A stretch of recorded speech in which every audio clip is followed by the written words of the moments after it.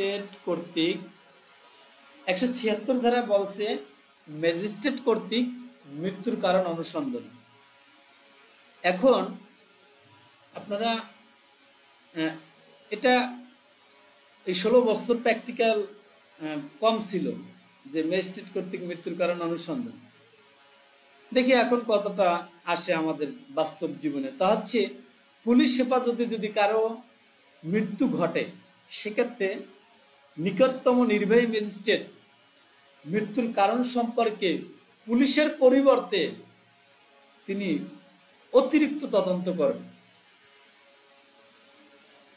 এটা আমরা 15-16 বছর কি করি নেই, পুলিশ হেফাজতে যদি কারো মৃত্যুবরণ করে এই সেকশনটা কি হয় না, কার্যকারী হয় না।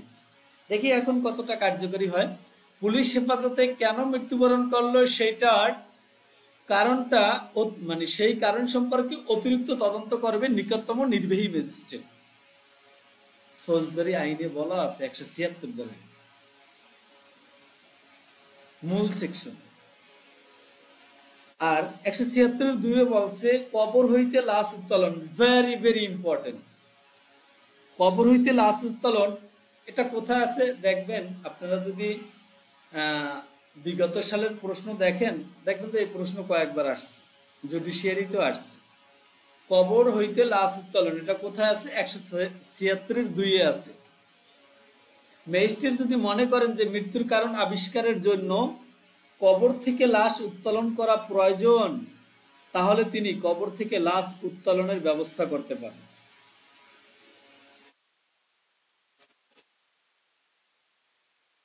কথা বুঝছেন কিনা? 176 দ্বারায় আবার এখান থেকে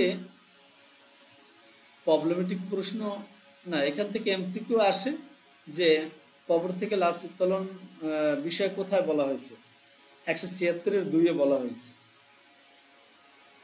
যে প্রশ্ন থাকলে আমাকে প্রশ্ন করতে পারেন।